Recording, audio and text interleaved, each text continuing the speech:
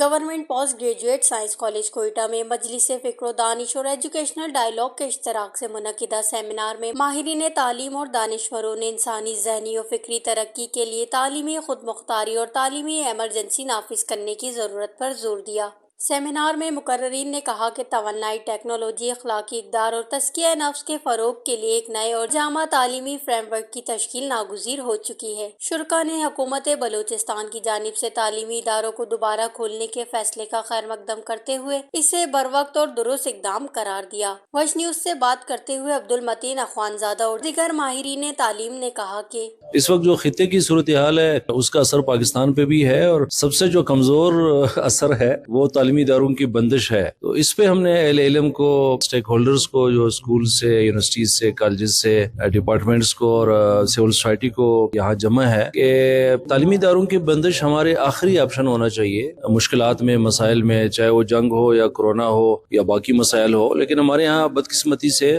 سب سے پہلے آرڈر جاری ہوتا ہے کہ تمام تعلیمی ادارے جو ہے وہ کلوز ہو، اور ایک توانا آواز ہوگی، ہم سفارشات جو ہے وہ صوبائی حکومت کو اور ایجوکیشن کے تمام سٹیک ہولڈرز کو شیئر کریں گے، پیش کریں گے کہ اس کو آخری آپشن کے طور پہ، مجبوری کے طور پہ ضرور آپ استعمال کر سکتے ہیں۔ اس وقت تو ایران میں تعلیمی ادارے بند نہیں ہے، گلف کے، خلیج کے ممالک میں بند نہیں ہے، 8-10 ممالک جہاں کوئی نہ کوئی استعماری اڈے پہ جو ہے حملہ ہوتا ہے۔ تو اس لیے ہمیں مشکلات کی طرف نہیں بڑھنا چاہیے، ایک مناسب اور بہتر لائے عمل جو ہے وہ اہل علم اور تحقیق اور دانشور جو ہے، خاص کر جو اداروں کے اسٹیک ہولڈرز ہیں، پرائیویٹ ادارے ہیں، سرکاری سکولز ہے، یونیورسٹیز ہے، کالجز ہے، مدارس ہے، ان کی رائے سے ضرور پالیسی بنانی چاہیے۔ شرکاء نے مطالبہ کیا کہ مستقبل میں کسی بھی ہنگامی صورتحال میں تعلیمی اداروں کی بندش کو آخری آپشن رکھا جائے اور تعلیمی پالیسی سازی میں ماہرین تعلیم اور متعلقہ اسٹیک ہولڈرز کو شامل کیا جائے۔ وش نیوز، کوئٹہ، بلوچستان۔